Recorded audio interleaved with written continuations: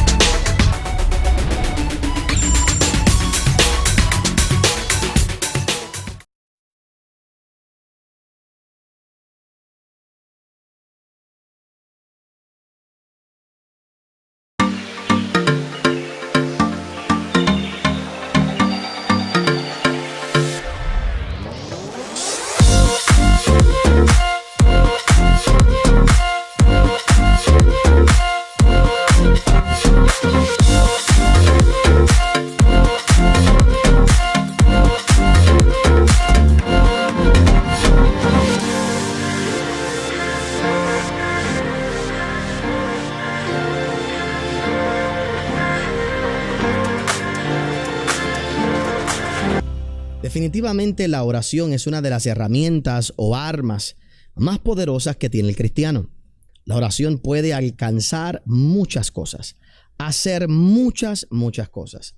Pero al mismo tiempo que es algo tan poderoso, hay ciertas cosas que nos dice la palabra del Señor que impiden que nuestras oraciones den resultado, que impiden que nuestras oraciones sean efectivas. Si podemos descubrir cuáles son esas cosas y trabajar con ellas, nuestro hábito o disciplina de oración tendrá mejores resultados.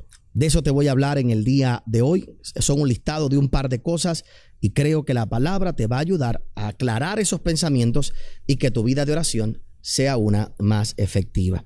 Gracias por ser parte de nuestra comunidad en YouTube. Si todavía no lo eres, suscríbete aquí en nuestro canal apretando el botoncito rojo. Enciende las notificaciones, comparte este video con otra persona, por favor, y haz comentarios. Comenta ahí en el área de los comentarios para que puedas mantenerte en contacto con nosotros.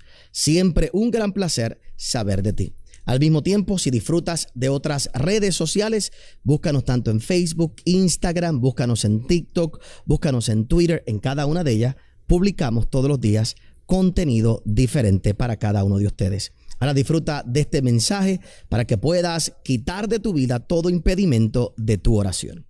Todo el mundo tome su Biblia en su mano, levántala al cielo, tú también allá en tu casa, y todo el mundo repita conmigo: hoy es día de victoria, porque la palabra de Dios es el mapa de mi vida, la brújula de mi destino, la luz que alumbra mis pasos y la llave que abrirá puertas de salvación, de sanidad, de bendición, de prosperidad y de fe para mí y mi familia.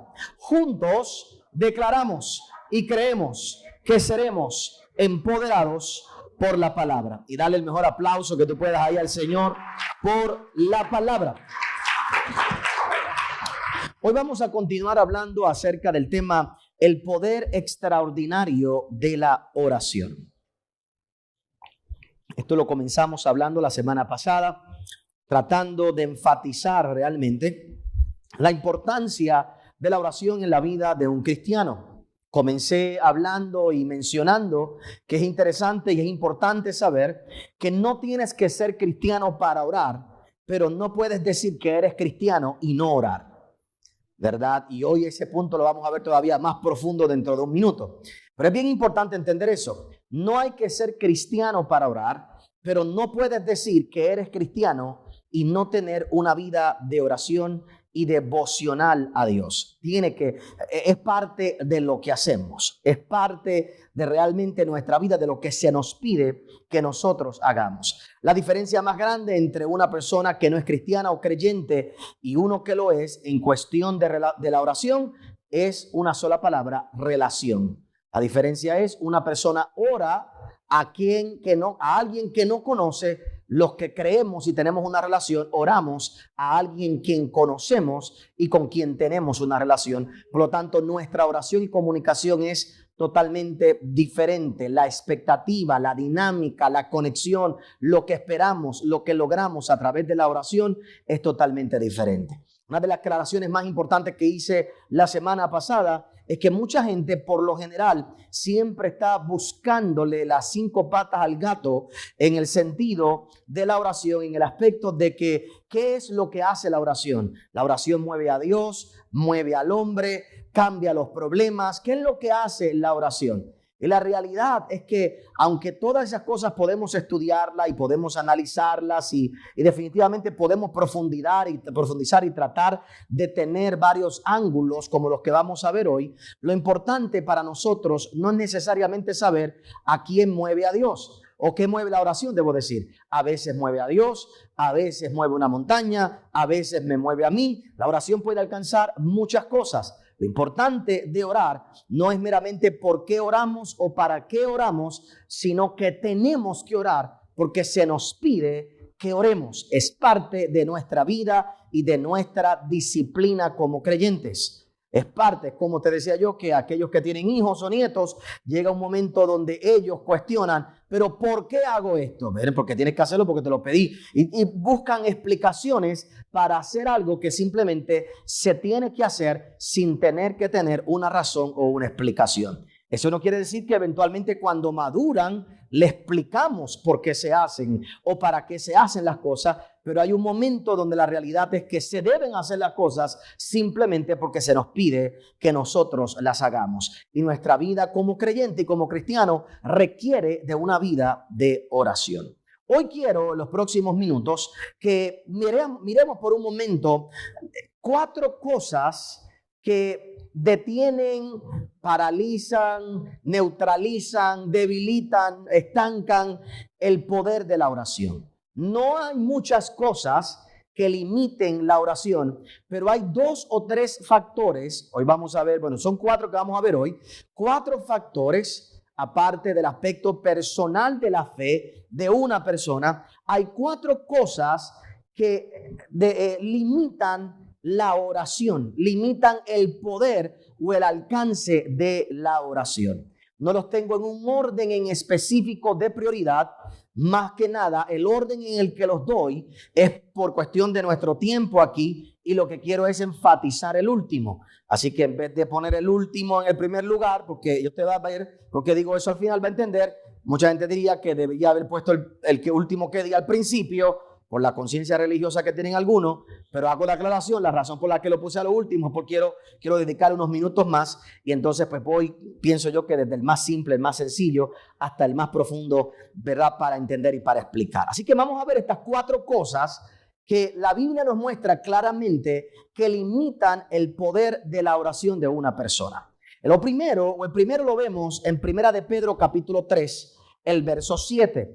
Para usted poder ver esto, usted eventualmente me gustaría que en su casa, aquellos que estudian un poco más todos estos mensajes, usted viera el contexto completo, ¿verdad? Porque es una disertación completa del apóstol Pedro a la iglesia en varios temas en particular, pero dice específicamente en el verso 7, cuando habla de la oración, dice: vosotros maridos igualmente vivid con ellas sabiamente, dando honor a la mujer como vaso más frágil y como coherederas de la gracia de la vida, para que vuestras oraciones no tengan estorbo.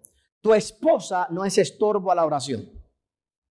Tu actitud hacia la esposa es el estorbo a la oración. Es bien interesante que no habla de que la actitud de la mujer hacia el hombre le estorbe a ella la oración, pero sí al hombre una mala actitud con su esposa le estorba la oración. La palabra en el original griego no la tengo aquí, pero es un término militar y es bien curioso porque la mejor palabra en inglés para poderlo definir es cut off. Cut off. Tu oración es cut off. En otras palabras, se corta la comunicación. No es que es porque estorbar es como que puede llegar o puede, no, es cut off. ¿Verdad? Es que te cortan. Simplemente tu oración no llega, tu oración no pasa.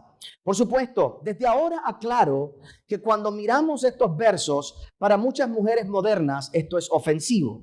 Estos versos, como se describe a la mujer aquí, suenan ofensivos porque automáticamente nos enfocamos únicamente en el aspecto de que la mujer es más frágil. Y entonces viene toda esta batalla feminista del aspecto de la fragilidad de una mujer y viene todo ese aspecto y demás y todo el asunto. Y cuando la Biblia habla de sumisión y todo el aspecto de que la mujer tiene que someterse al hombre, pues automáticamente se saca fuera del contexto y las mujeres que critican versos como estos no entienden realmente lo que el apóstol Pedro está diciendo en el contexto que lo está diciendo y por qué lo está diciendo. Y yo quiero ir primero a eso para que aclaremos por qué esa expresión en el día de hoy. Tenemos que ver, si usted mira los versos anteriores, se va a dar cuenta que el apóstol Pedro está hablando y tratando en el contexto sociocultural de poner las relaciones en orden. En aquellos tiempos definitivamente era un tiempo donde el hombre tenía un dominio no tan solo sobre la mujer, sino sobre todas las cosas. ¿Verdad? Podemos decir, era un tiempo patriarcal. No es como hoy que la gente dice que es patriarcal y eso habría que tratar de definirlo. Pero, ¿verdad? Si en aquel momento era un lugar donde el hombre tenía, no se puede negar, un contexto cultural donde el hombre tenía un lugar de mayor, podemos decir, prominencia, autoridad, dominio, como usted le quiera llamar.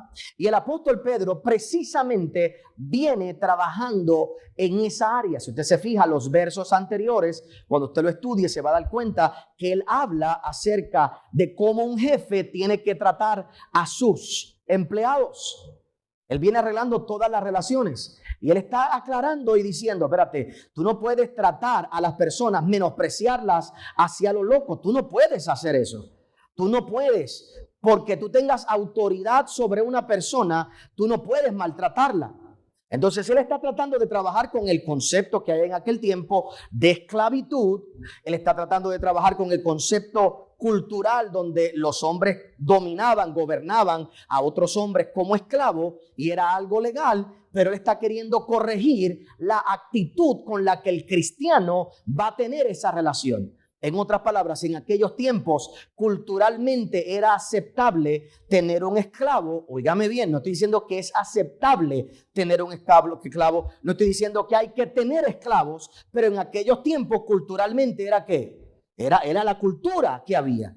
Que entonces Pedro está diciendo, tú que eres cristiano, tú no puedes tratar al esclavo igual que los tratan otros, abusando de ellos. Tú tienes que saber cómo vas a tratar con ellos para que lo trates bajo la gracia de Dios y represente realmente la vida cristiana. Si lo traspolamos al día de hoy, no tenemos esclavos, pero tenemos empleados. Y esto sería para los que son jefes, decirle, ¿tú tienes empleados? Seguro que sí. Tienes una autoridad, pero tú no los vas a tratar como los trataría un impío. Como cristianos, esta es la forma en que tú debes trabajarlos. Así que Pedro no está tratando de cambiar el contexto cultural, lo que está tratando es de ubicar al cristiano dentro del contexto cultural para que dentro de ese contexto opere como un cristiano debería operar. Cuando hablamos de la mujer, pues volvemos a la misma situación. En aquel tiempo, lamentablemente, la mujer en muchos casos era tratada como una propiedad, la mujer era tratada, no tenía los mismos derechos, ese era el contexto cultural. Pedro no está peleando contra el contexto cultural. En ese momento, lo que le está diciendo a todo el mundo es, como creyente, tú que eres un hombre creyente, tú que oras, Tú que oras a tu mujer tienes que tratarla diferente. Tú no puedes tratarla como las otras la tratan. Para los otros la mujer es un pedazo de propiedad, pero para el cristiano es vaso más frágil. ¿Me explico?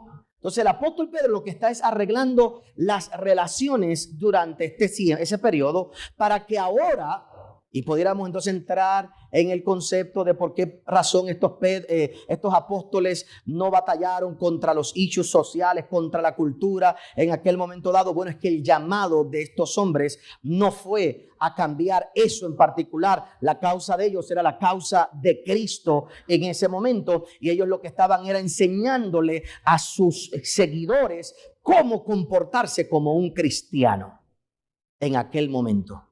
Como hoy yo no puedo estar peleando todas las causas que el mundo quiere que yo pelee. Mi tarea como pastor es dirigir a cada individuo a cómo comportarse como creyente, como cristiano durante este tiempo en el que estamos viviendo. Y Pedro eso es lo que está haciendo. Y Pedro entonces comienza a explicarle a la gente cómo trabajar con su esposa, cómo tratar con su esposa. Y le hace la advertencia: si tú no tratas a tu esposa correctamente, si tú no tratas a la mujer de la forma correcta, tu oración va a ser cut off, se va a terminar. Y para que la trates correctamente, tienes que tener 3 conceptos claros.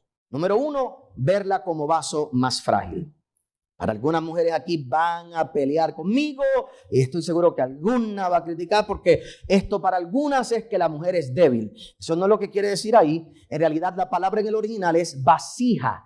Y cuando habla de vasija, en realidad habla de una vasija fina.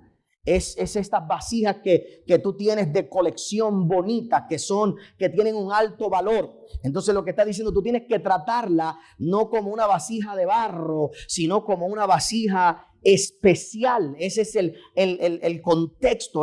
Tienes que tratarla como algo especial. Pero utiliza la palabra frágil, sí, dentro del contexto para mostrar la fragilidad de la dama. Y hermanos, yo no creo que ninguna dama aquí se deba sentir ofendida porque usted haya sido constituida físicamente diferente al hombre. Yo no sé cuántos de los que están aquí hoy saben que hay personas que nacieron hombres y entienden que son mujer, y allá cada loco con su tema. Pero donde yo creo que yo detengo la línea es cuando uno de ellos quiere competir en boxeo como mujer, cuando sus genes son de hombre. Entonces no podemos negar que aunque hay unas damas que genéticamente le pueden dar 3 pescosadas a cualquier hombre, la verdad es que las damas en general, si tú comparas la misma edad, el mismo peso y demás, porque eso, por ejemplo, esas peleas es por peso, es por estatura, si tú comparas a un hombre que genéticamente por fuera te puedes poner, ¿verdad?, una peluca, puedes ponerte lo que quieras, puedes sentirte, y hermano, vuelvo y repito, en lo personal, cada cual que se sienta lo que quiera. Pero yo me sentiría, yo como padre, yo creo que yo defendería el que mi hija quiera competir en voleibol, competir en baloncesto, y que haya un hombre que genéticamente nació hombre, que quiera competir. Imagínese a LeBron James competir en el grupo de las damas. Me parece que cruzamos como que una raya más grande de lo que es. Entonces, ¿por qué quiero decir eso? Dama que está aquí, oiga bien, acepte cómo Dios la creó. Y no quiere decir que usted es menos de un hombre, usted es diferente a los hombres. Y cuando el mundo te lleva a ti a negar lo que tú eres, te lleva a negar quien te creó. Y la verdad es que las damas son un vaso más frágil y como tal tienen que ser tratadas. ¿Todo el mundo conmigo hasta ahí? Pero en nuestra sociedad esto es algo muy complicado. Número 2, el apóstol Pedro le dice a los hombres, para que tu oración no tenga estorbo, tienes que tratar a tu esposa como lo que Dios la creó. Dios la creó a tu propio nivel y te hizo ayuda idónea para ti. Así que cuando tú ves a una dama, aquellos que están casados, tú la ves primero más frágil. Tienes que cuidarla como un vaso más frágil. Tienes que saber que es un vaso más frágil. Tienes que cuidarla con ese cuidado. Número 2, tienes que saber que Dios la puso al lado tuyo para que sea tu ayuda idónea, tu complemento perfecto, para que te ayude en todo lo que tienen que hacer como pareja. Y como tal tienes que tratarla. Y número 3, tienes que tratarla como coheredera de la gracia de Dios. En otras palabras, Cristo murió por el hombre y murió también por la mujer. Ella tiene los mismos derechos, el mismo valor delante de Dios. Y el apóstol Pedro está diciendo, ¿sabes qué? Es importante, si tú no entiendes esto y no tratas a tu esposa de esta manera y no das las oportunidades correctas a ella, no le ayudas en todo lo que tienen que hacer, no eres capaz de mirar lo frágil de ella en todo el sentido de la palabra, que no debe ser ofensivo para ninguna dama en este lugar, sino todo lo contrario. Debería decirle a usted y sentirse orgulloso, decir, Dios me creó diferente, Dios me creó especial, Dios me creó con un tipo de emociones, con un tipo de sentimiento, y qué maravilloso que soy mujer. Yo no, usted, ¿verdad? Pero usted debería decir eso y celebrar eso en particular, y los hombres deberíamos celebrarlo. Así que eso es lo primero. Si mi relación no está correcta con mi esposa, y la relación tiene que ver con cómo el hombre la ve. Por lo tanto, la manera en que yo defino este estorbo es quitarle el honor a tu esposa. Cuando un hombre no honra a su esposa, no le da honor a su esposa, su oración es cut off. Tiene estorbo. No va a llegar al cielo. ¿Todo el mundo conmigo hasta ahí? Ese es el primero. Número 2, cuando miramos la palabra del Señor, mira lo que dice Mateo capítulo 5, el verso 23 al 24. Por tanto, si traes tu ofrenda al altar y allí te acuerdas de que tu hermano tiene algo contra ti, deja allí tu ofrenda delante del altar y anda, reconcíliate primero con tu hermano y entonces ven y presenta tu ofrenda. Porque de acuerdo con tu adversario, ponte de acuerdo con tu adversario pronto, entre tanto que estás con él en el camino. No sea que el adversario te entregue al juez y el juez al alguacil y seas echado en la cárcel. De cierto te digo que no saldrás de allí hasta que pagues el último cuadrante. Te leí unos versos extras que no tienen que ver directamente con la oración, pero los primeros versos que leímos directamente es con la oración. Si tienes un problema con alguien y tú sabes cuando estás allí en el culto y vas a dar la ofrenda, te acuerdas que tienes un problema con alguien, deja la ofrenda allí, vete y arregla y ven y presenta tu ofrenda. Y después te sigue dando otros versos de cómo tratar con la gente que tú tienes problemas. El punto que quiero llevarte, si te fijas, estos primeros 2 puntos de lo que es un estorbo al poder extraordinario de la oración son tus relaciones. Tus relaciones siempre estorbarán o energizarán tu relación con Dios. Tu relación matrimonial la estorbará o te ayudará, y tu relación con los demás estorbará o ayudará a que tu oración sea más efectiva. ¿Qué es lo que está hablando nuestro Señor Jesucristo en ese momento en particular? Él dice, cuando tú vayas a la ofrenda, cuando tú vayas a presentarte tu ofrenda delante de Dios, allí en el altar, es bien importante que sepas que si tienes algo con tu hermano, tienes que reconciliarte con él. Vete y arregla, vete, pide perdón. Por supuesto, hermano, esto no quiere decir que usted esté molesto con alguien, porque aquí estoy seguro que todos estamos molestos con alguien. Piense bien por un momento. Todos aquí estamos en descontento con alguien o hemos tenido alguna riña. Aquí está hablando de un serio problema donde el corazón de la persona y el tuyo están sangrando, ¿verdad? Donde hay una verdadera ofensa. Esto no estoy hablando de los roces rutinarios que todos podemos tener en un momento dado, porque si fuera así nunca pudiéramos dar. Si fuera así, ninguno de ustedes podría dar una ofrenda y esta iglesia no existiría. Porque roces tenemos todo el día con gente afuera con los que uno pelea.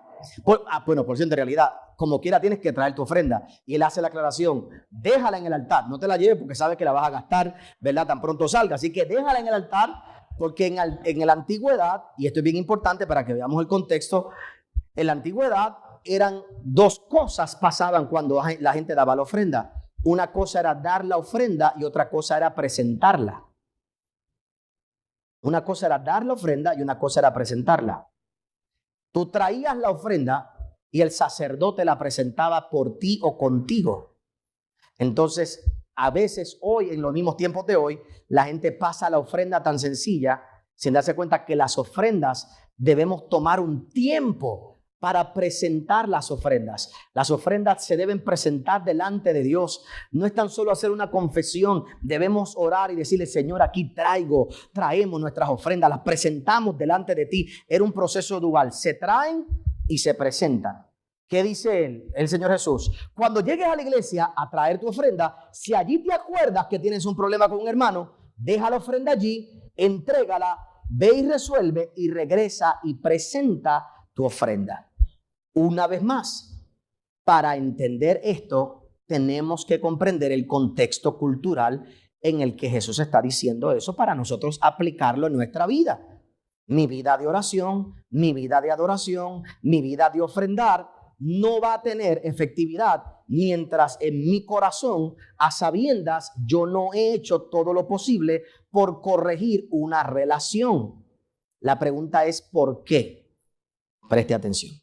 En aquellos tiempos, las ofrendas que se hablan aquí eran las ofrendas por el pecado. ¿Qué eran las ofrendas del pecado? Cada cierto tiempo, los hombres tenían que ir al altar y presentar una ofrenda para que Dios perdonara sus pecados. Así que una vez al año y en varias ocasiones, la gente iba al templo a presentarse delante de Dios y decir, Señor, hoy me presento delante de ti, recibe esta ofrenda, aquí pago mi pecado. Y ahora ese sacrificio hacía libre de pecado a aquellos hombres por un periodo y tenían que volverlo a hacer otra vez el año siguiente, después tenían que volverlo a hacer y después tenían que volverlo a hacer. Eso fue lo que Cristo vino a eliminar, porque la ofrenda del pecado fue que pagada por Cristo una vez y para siempre. Tú y yo hoy no traemos la ofrenda de pecado, porque la ofrenda de pecado fue presentada por nuestro Señor Jesucristo una vez y para todas, una vez y para siempre. Así que esa ofrenda la presentó Él. Pero en aquellos tiempos los hombres la presentaban y venían y volvían otra vez, pecaban y volvían el año que viene y volvían. ¿Qué tiene que ver eso? Pues bien sencillo. Jesús lo que le está diciendo es, oye bien, llegó la era y llegó el tiempo donde no va a bastar el rito religioso, porque de nada te va a servir ser libre de pecado por fuera y por dentro estar contaminado.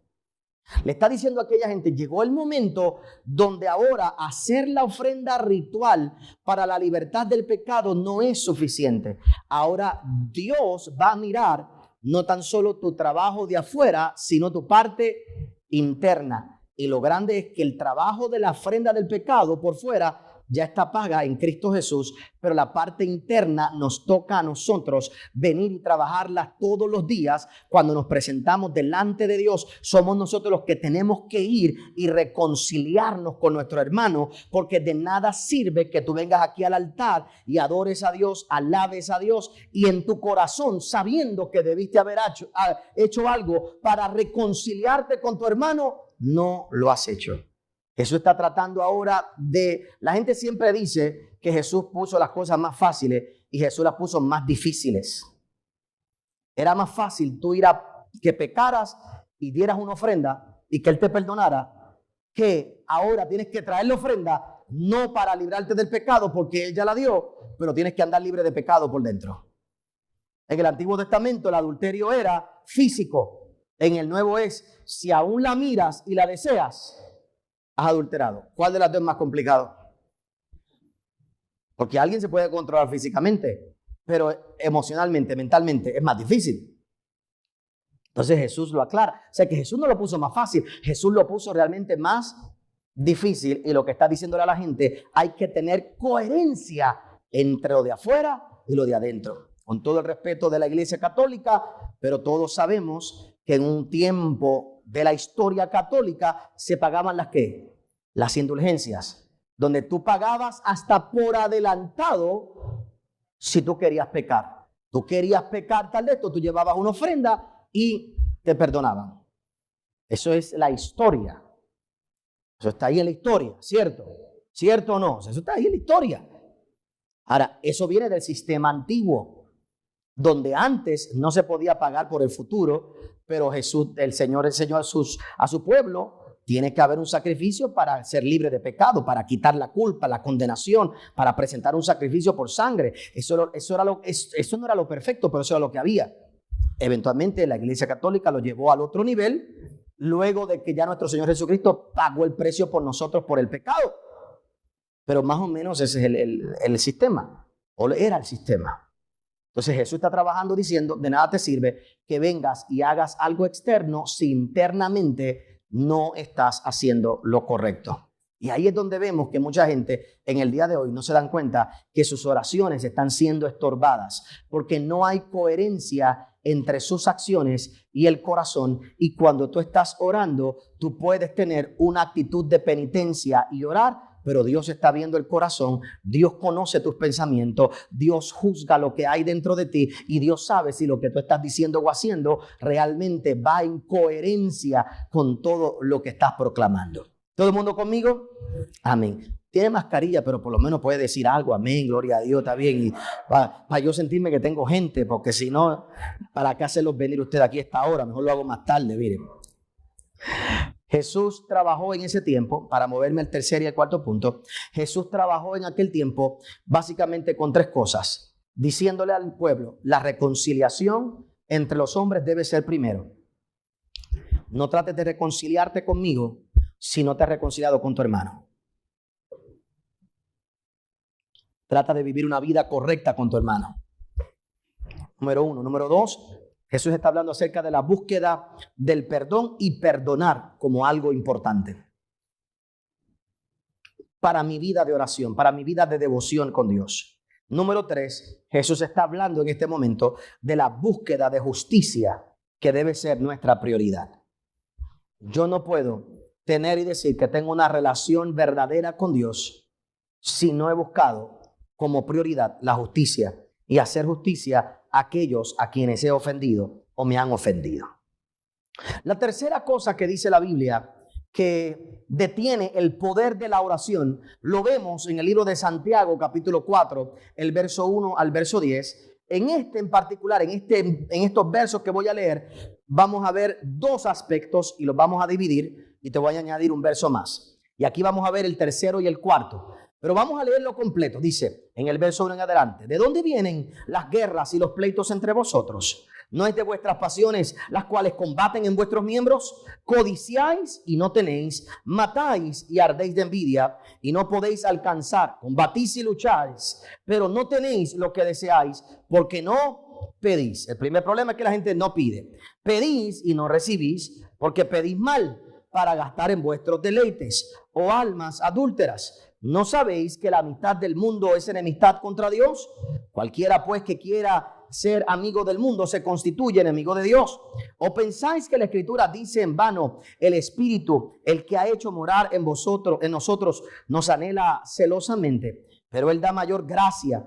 Por esto dice, Dios resiste a los soberbios y da gracia a los humildes. Someteos pues a Dios, a resistir al diablo y huirá de vosotros. Acercaos a Dios y Él se acercará a vosotros. Pecadores, limpiad las manos, y vosotros de doble ánimo purificad vuestros corazones. Afligíos y lamentad y llorad. Vuestra risa se convertirá en lloro y vuestro gozo en tristeza. Humillaos delante del Señor y Él os exaltará. Y Él te va a exaltar. Hay dos cosas que podemos ver aquí.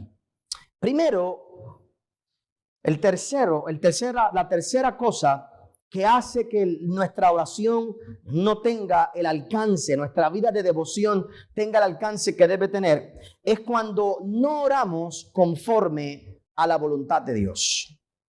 Cuando no oramos conforme a la voluntad de Dios.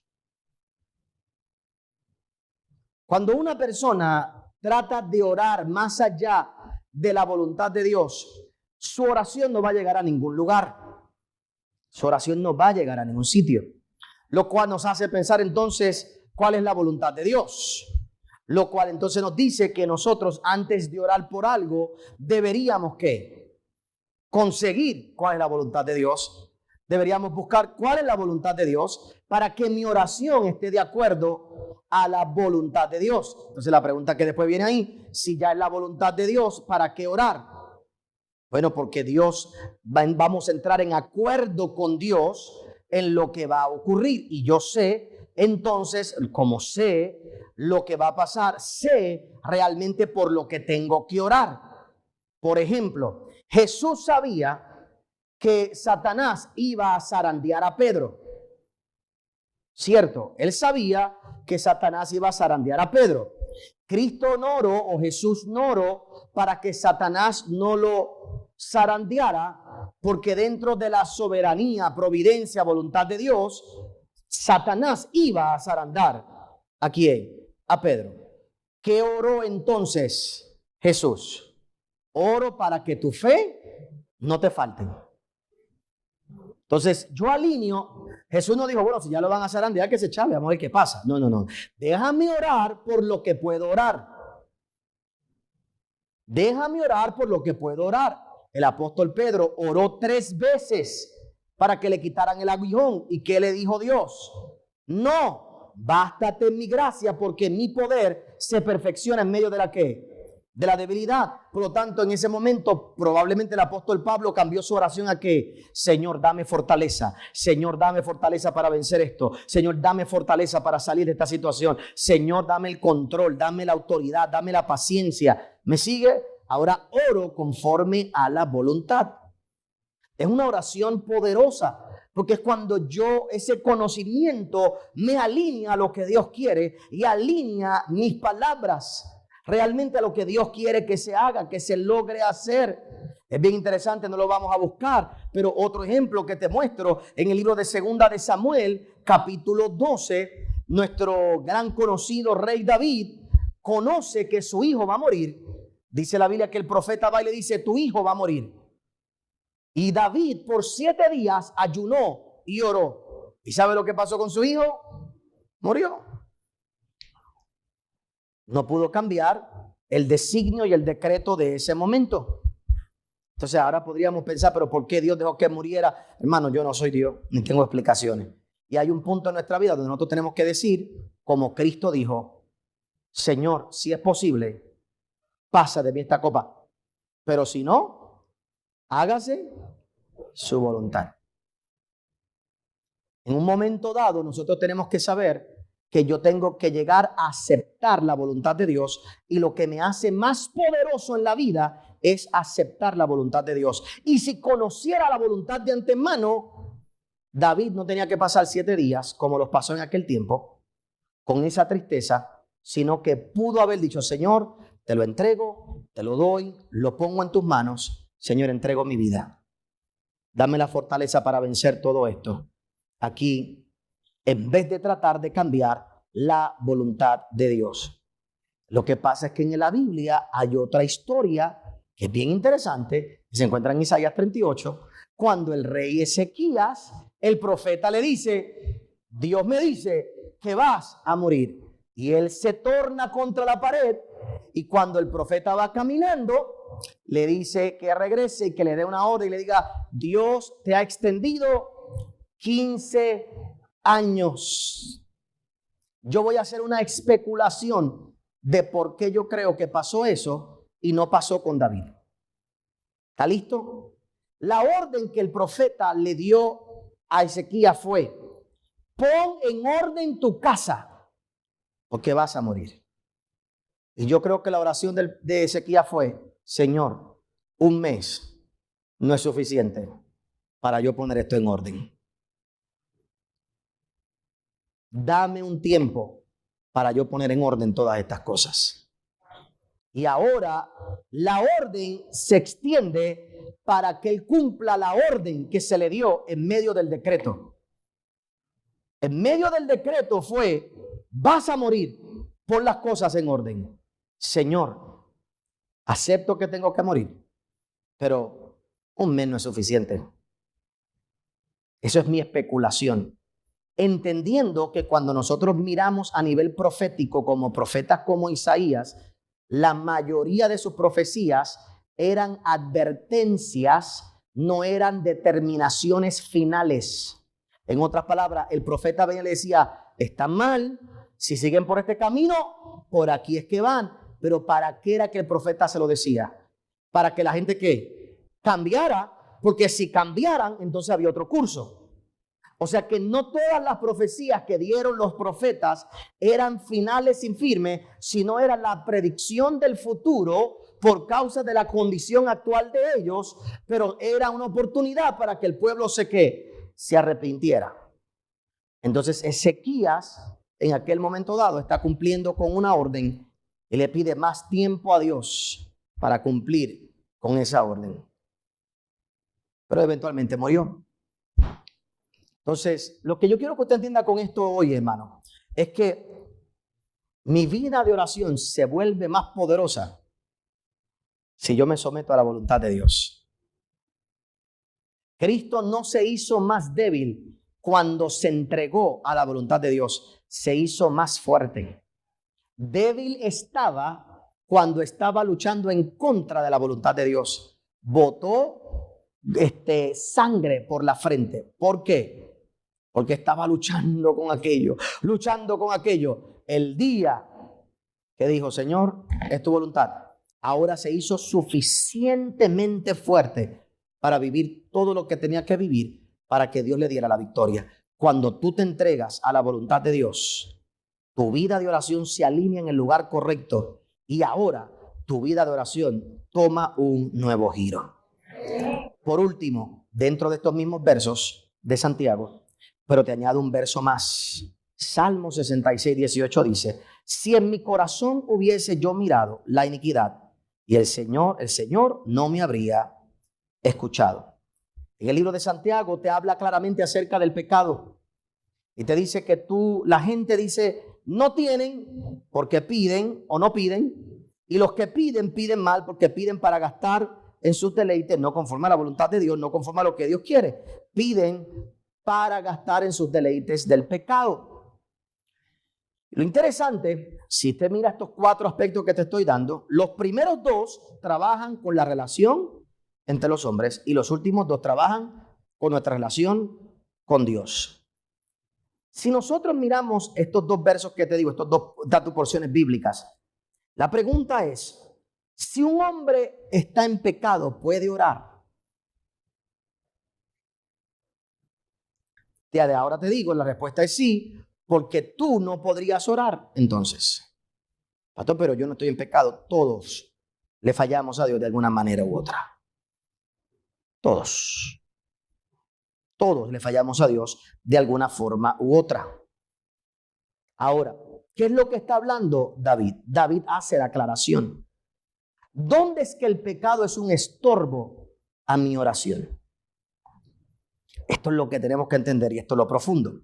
Lo primero que quiero que recordemos por un momento es que Jesús ya batalló con el pecado, que yo le voy a poner como término. Esto no es un término teológico, por favor, esto es un término mío para hoy, ¿ok? Hago esa aclaración para los que me critican siempre, ¿verdad? Esto para cuestión, los maestros cuando enseñamos como entendemos que podemos explicarlo mejor, ¿verdad? Hoy por un momento pensemos en lo que yo le llamo para hoy el pecado universal. Jesús venció el pecado universal en la cruz del Calvario. Él venció el pecado original, se puede llamar, el pecado de Adán. Él vino a redimir a la naturaleza humana. Él pagó el precio por todo el pecado del mundo, pero el hecho de que Él pagara el precio por todo el pecado del mundo no quiere decir que no hay pecado. Todavía existe el pecado, todavía el pecado habita en nuestro cuerpo. Aquí no está hablando del pecado universal. No está hablando de ese pecado porque ese pecado ya automáticamente por la sangre de Cristo todos nosotros tenemos acceso a nuestro Padre Celestial. Aún el pecador más grande tiene acceso al trono de la gracia. Ya no hay barrera entre Dios y el hombre. Si no, tú y yo no nos hubiéramos podido convertir. Porque tú llegaste con conciencia de pecado y con conciencia de pecado te acercaste a Él. Por eso dice, acercaos pues confiadamente al trono de la gracia para que halléis oportuno socorro. Así que el pecado no puede ser estorbo para yo acercarme a Dios. En el Antiguo Testamento, cuando me acercaba en pecado, moría.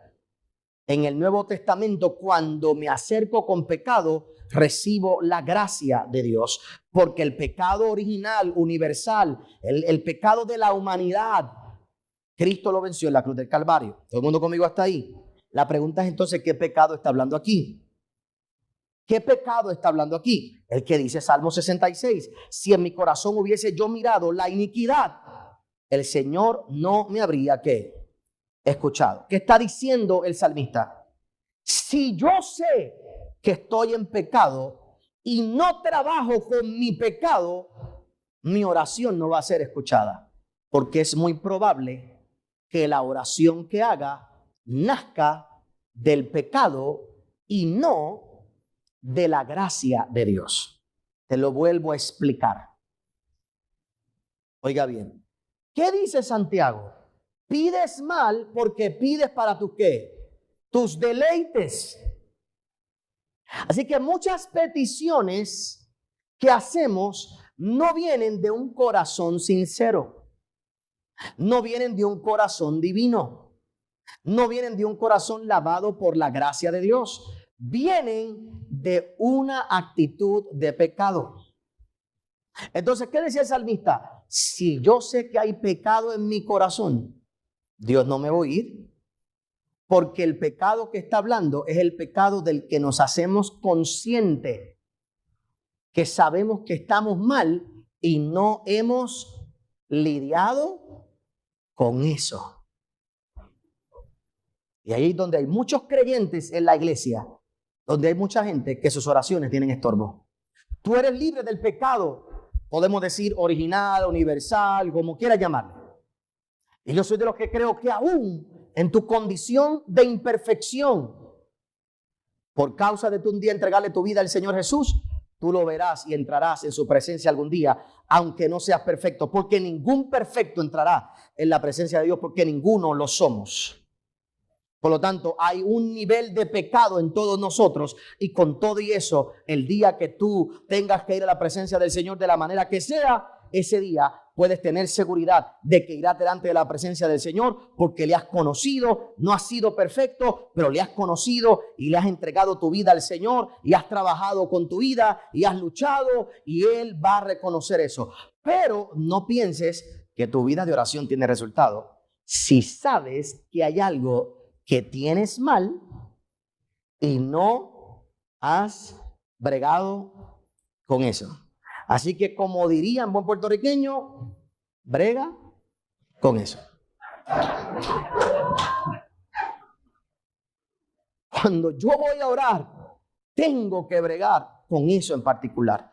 Y pueden ser desde las cosas más pequeñas. Porque por lo general la gente cuando se habla de pecado solo se habla de adulterio, de todos estos pecados entre comillas grandes. Homosexualismo, lesbianismo, aquello, lo otro, adulterio, robo, bla, bla, bla, todos estos pecados gigantescos. Pero la Biblia también pone la ira. La Biblia pone también la contención, las peleas, los chismes.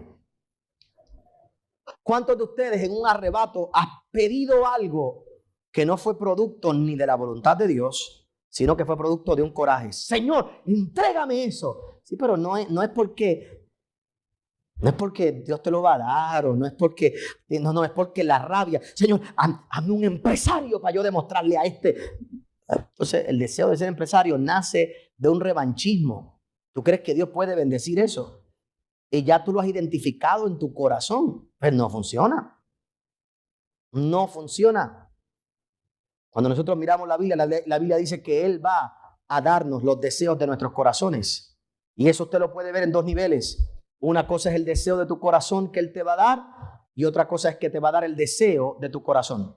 En otras palabras, una cosa es que Él te va a dar lo que tú deseas y otra cosa es que Él te va a dar lo que tú debes desear. Y yo soy de los que creo que lo más grande que Dios puede hacer no es darte meramente el deseo de afuera hacia adentro, sino darte lo que debes desear. Porque si te da lo que debes desear, cuando Dios es quien te da lo que debes desear, tu vida de oración se pone en línea con Él para siempre. Esa profundo lo que hablamos hoy, ¿verdad que sí? Pero ajuste su vida de oración. Si usted se fija, estas 4 cosas son de vital importancia para cada vez que nosotros vamos a orar. Es una constante corrección todo el tiempo en nuestros pensamientos, en nuestra relación con Dios, en nuestro tiempo de comunión con Dios. Por eso nuestro tiempo de oración no debe ser un tiempo de pedir, debe ser un tiempo de comunión y de relación con Él. Yo quiero que usted le dé un fuerte aplauso, póngase de pie, los que nos ven en Facebook, allá en YouTube. Gracias por estar con nosotros, no te vayas de ahí, quiero orar por ti en el día de hoy. Dentro de un momento también te exhorto y te invito a que envíes tus diezmos, tus ofrendas. Nosotros lo vamos a hacer aquí dentro de unos instantes también, pero allí en tu casa, en tu hogar, siembra, diezma y ofrenda. Es importante que lo hagas, es parte de lo que los cristianos hacemos, nuestra generosidad, para que la palabra continúe creciendo, para que la palabra continúe siendo predicada, para que podamos seguir haciendo todo lo que estamos haciendo. Hazlo ahora, siembra, ofrenda. Dios va a multiplicar tu semilla en el nombre poderoso de Jesús. Así que hazlo ahora, no pierdas esa oportunidad. Dentro de un momento yo voy a orar por esas ofrendas también que vamos a presentar aquí y allí en tu casa en el día de hoy. Dios está haciendo cosas maravillosas. Estamos teniendo un gran avance en nuestro ministerio. Aún en medio de la pandemia hemos podido avanzar, continuar creciendo. De verdad que vienen cosas espectaculares en los próximos meses, en los próximos años. Así que gracias a todos ustedes y estoy creyendo a Dios que Dios multiplica tu semilla. Esta semana un joven de nuestra iglesia, al final del servicio, y cuento esto como testimonio para orar por el mensaje de hoy, al final del servicio, del domingo específicamente, del mediodía, un joven, una pareja joven de nuestra iglesia, vinieron donde mí me dijeron: pastor, necesito 5 minutos, nos da 5 minutos para contarme un testimonio. Y me enseñó el sobre de diezmo de este domingo. Me enseñó una foto que él tomó para enseñarme. Me dice: pastor, mire, este es nuestro diezmo este domingo. Antes, un año atrás, 2 años atrás, esto hubiera sido una ofrenda especial gigantesca. Pero quiero que vea hasta dónde Dios nos ha traído en el día de hoy. Y hoy esto no es una ofrenda, esto es nuestros diezmos que venimos a presentarle delante del Señor. Estos jóvenes me estaban contando el testimonio, cómo ella en particular, todo lo que no lograron hacer en las primeras semanas de la pandemia, en 2 semanas, cuando se abrieron ciertas cosas, en 2 semanas ella ha logrado hacer todo lo que había hecho en los meses pasados, igualar el primer mes del año, igualar el mes de febrero, y han logrado ponerse, bueno, me dice: pastor, estamos 1000 veces mejor que como estábamos antes, y todo ha sido el Señor. Y esto no es con los incentivos, estoy hablando con oportunidades de trabajo que Dios le ha dado y cosas espectaculares. Así que hay resultados cuando diezmamos y ofrendamos. Hazlo ahí en tu casa, hazlo ahí ahora. Créele a Dios. Pero oremos en esta hora para que este mensaje se meta en nuestros corazones, para que podamos realmente tener nuestra vida de comunión con Dios.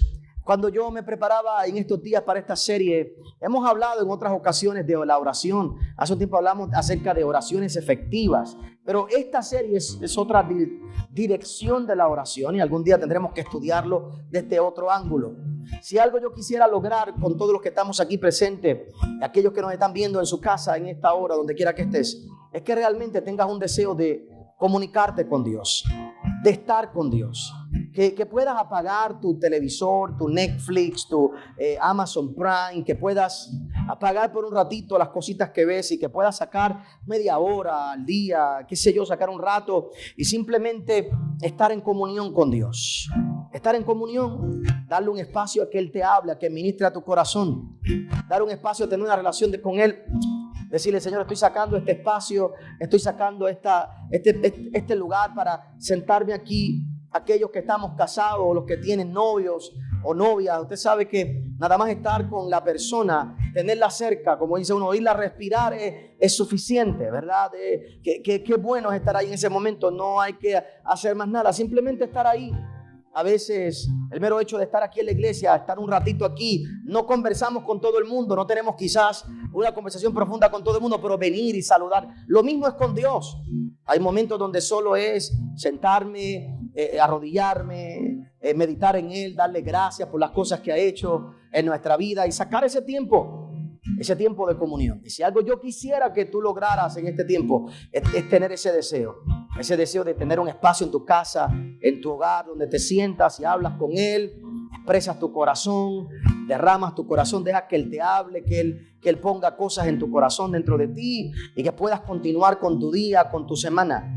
Si lograras hacer eso, te aseguro que tu corazón se va a alinear cada vez más con Él y vas a poder tomar mejores decisiones, vas a poder avanzar en tu vida, vas a ver cosas maravillosas. Padre, en el nombre de Jesús, todo el que está al alcance del sonido de mi voz, en esta noche aquí presente y allá en sus casas, por el poder de tu palabra, puedan recibir, mi Señor, esa conciencia, ese corazón, esa pasión por la oración, esa pasión por orar, por conectarse contigo, que por el poder de tu palabra, todo el que está en este lugar tenga ese deseo, mi Señor, ese deseo del corazón para tener una relación especial contigo, Señor. Padre, honra la fe de todo el que esté en este lugar, que por el poder de tu palabra tus hijos puedan alcanzar ese nivel de intimidad, de relación profunda, para que sus vidas sean cambiadas. Padre, alinea nuestros pensamientos, alinea nuestra mente, nuestros corazones, para que podamos conectarnos contigo y en el nombre poderoso de Jesús nuestras vidas de oración puedan tomar una nueva dimensión, un nuevo nivel por el poder de tu palabra. Hoy, mi Señor, oramos y lo creemos hecho en el nombre de Jesús.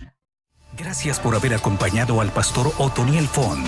Si este mensaje ha sido de bendición a tu vida, puedes obtenerlo llamando al número que aparece en pantalla. También puedes hacerlo accediendo a nuestra página en internet www.otonielfont.com. Te esperamos en la próxima edición del pastor Otoniel Font.